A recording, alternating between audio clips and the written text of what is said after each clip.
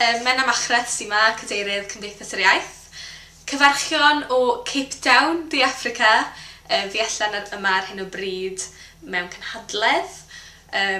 Ond wedi clywed y newyddion hynllefus o Gymru am y toriadau a'r tlodi byddwn ni'n byw ynddo, diolch i'r toriad.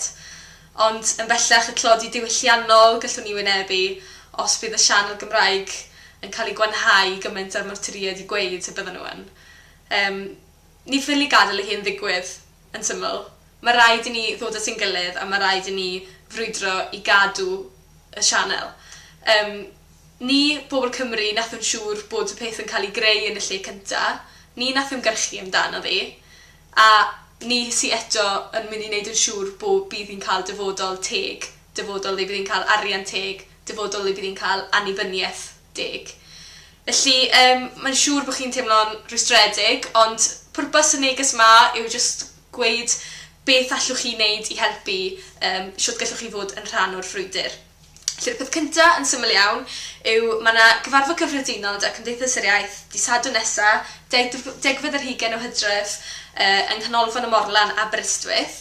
A am hanner awr 12 bydd yna brotest amdano S4C yn dechrau o Ganolfan y Morlan, a wedyn 2 o'r gloch bydd yna gyfarfod cyhoeddus i drafod dyfodol S4C.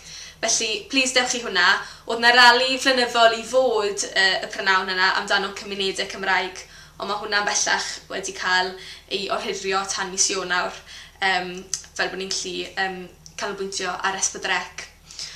Yr ail beth yw, heddi byddwn ni'n cyhoeddi rhywbeth byddwn ni'n trafod dydd Sadwrn nesaf yn y cyfarfod cyhoeddus am S4C, sef byddwn ni'n gofyn i bobl i stopio talu i drwydded teledu. Ni'n gwneud hyn achos mae'r toriad i torri a ddewid nhw cyn yr etholiad, nathon nhw'n dweud wrthyn ni bydden nhw ddim peryg i S4C, ond mae'n amlwg bod nhw'n dweud celwydd. Felly, mae rhaid i ni frwydro yn erbyn hyn, mae rhaid i ni frwydro yn erbyn y ffaith bod nhw S4C yn mynd i cael ei linki gan y BBC. Felly,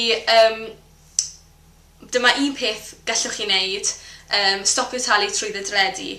Ni'n ymgyrchu yn ddidrais mwyn gweld newid, felly ni'n dweud wrth Llywodraeth Llundain nawr, os na bydd na newid, bydd na bobl yn stopio talu i trwydded.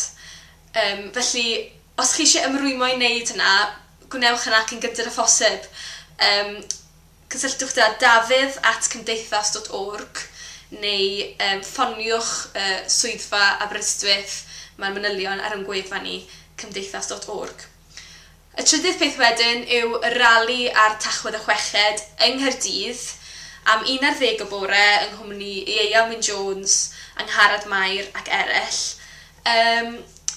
Byddwn sy'n gofyn i chi i rhoi gymaint o hysbys a rhwyddo rali gymaint chi'n gallu, rhowch poster lan yn y ffenest, rhowch y poster fel llun Facebook,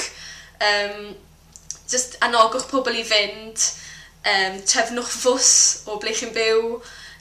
Os mae yna bobl yn dod i weld y rygbi yn hwyrach yn y prynawn hynny i Gaerdydd, gofynnwch iddyn nhw, gallwch chi ddod bach yn gynt mwyn gallu dod i gefnogi'r rali. Mae eisiau gymaint o phobl a phosib i ddangos bod ni eisiau cadw'n rhaglenni Cymraeg, bod ni eisiau nhw'n cael chwarae teg, bod ni eisiau i'r diwydiant cyfryngau yng Nghymru cael chwarae teg, rhywbeth sy'n mor bwysig i'r iaith Gymraeg.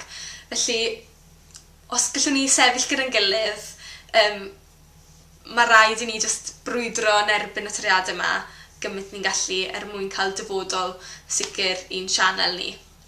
A rhan o deitl y rali yw, na i doriadau i ei S4C newydd, achos yn sianel ni yw i, a falle dyw'r sianel ddim wedi bodloni pawb yn ystod blynyddoedd diwetha. Ond os nag yw i'n cael yr arian teg, ni ddim yn mynd i weld unrhyw datblygiad yn y diwydiant. Ni ddim yn mynd i weld rhaglenni o safon ni eisiau gweld. Felly, chi ffili gwahanu'r ddau beth, really. Felly dyna pham ni'n gweud na i doriadau, ond ie i S4C newydd bydd yn atebol i'w chynulleidfa.